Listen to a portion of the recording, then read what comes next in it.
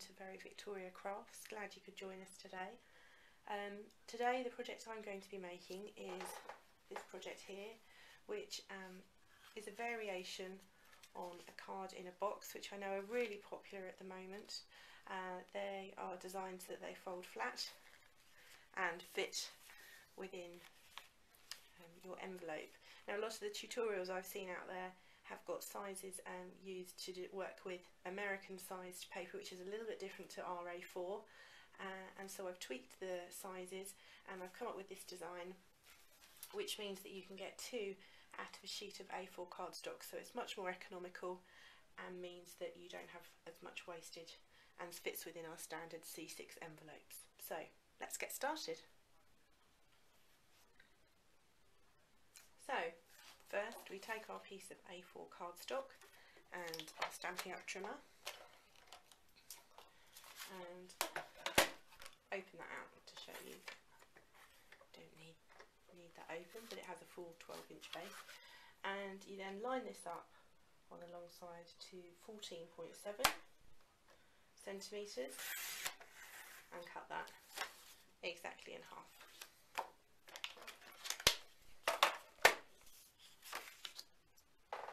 Next we take our ink, which is baked brown sugar.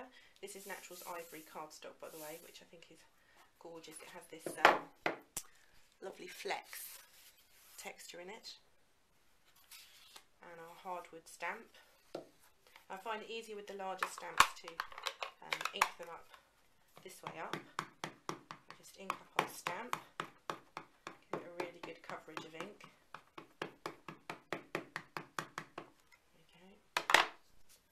And then we're going to line this up. I tend to do it by eye. Line it up. Probably got my head in shot now. And give that a good firm pressure all over. Look at how gorgeous that stamp is. And then repeat again for the other half.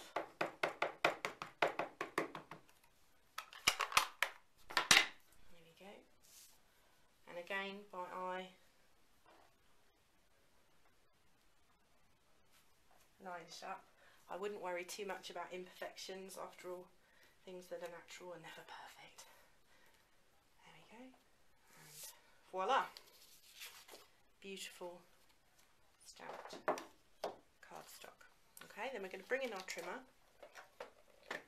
and this time I am going to open out the end because we're going to be doing some scoring. And you want to use the light grey blade for your scoring. Okay. And what you're going to do is with the short side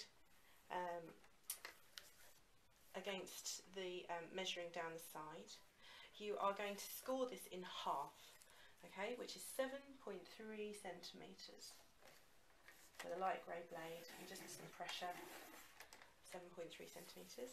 And then with the long side, you're going to score, now I know this is mixing imperial and metric, but it's just seemed easiest to remember, 2 inches,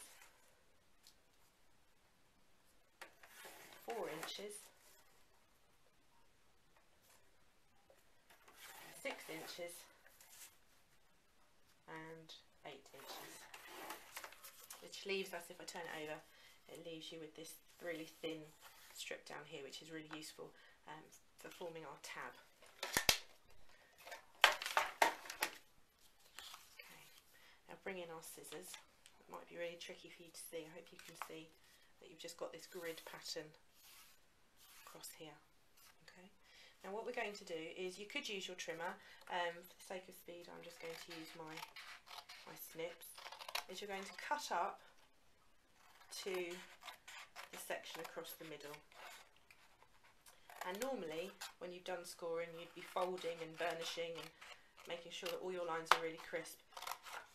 Just hold on to that for 1 second. Okay.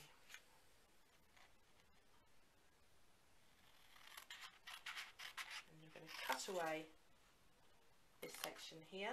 And I've just taken a tiny bit extra past that line and a tiny bit extra down here, so that I've given myself a little tab. Okay, now this is going to form my box at the bottom, and these are going to be my tabs. Now we do not want to fold all of the tabs down, because one of them is going to remain upright and be the tab at the back which stands up. Okay, now this one I've left it as the wood, but in another version that I've made, this one here, I've given that back panel so that people could write a message on there. This is using the Fab Tag Punch. So you don't want to fold all of those lines. Okay, so I'm just very quickly going to fold mine over, and then as you can see, this will form your box. I would have this as the back where it joins to hide that. So this is the one that you then don't want to fold down. So then the other three you can fold down like so. Okay. And join that up like so. Okay. And the next part of the box is the strips which go on the inside. Now for these I've just taken a scrap of piece of paper, say 1/2 inch or a couple of centimetres wide, it doesn't matter about the depth of it, and I've taken it 8 centimetres long, and I've scored 1.5 centimetres in on both ends and folded those, and that then gives me my shelf, if you like, which I can slide in, and you want it to be level with the top of your box. Now I find these really good to put in with Tombow or glue dots because it gives me a little bit of wiggle room to line those up.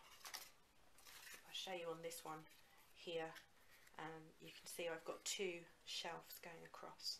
Now I'm not going to talk you through all of the decoration because that will take more time than I think we have, but it's just these panels here are matted and layered up. The only other thing you need to be careful of is that when you close your box and slide it closed, you need to make sure that any items you've stuck onto your box don't stand too proud of that area, because otherwise it wouldn't fit into your envelope.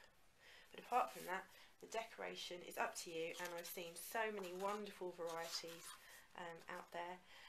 This one here uses window sheet to give this clear accent where I put on our champagne glimmer paper. These are hearts which I've embossed using the wood grain folder and cut with our framelits. This is the celebration fold, which is beautiful, which is dots again cut out with our framelits, the sequin trim and the lovely watercolour wonder washi tape. So I do hope you've enjoyed seeing my project today, and look forward to seeing you soon. Bye.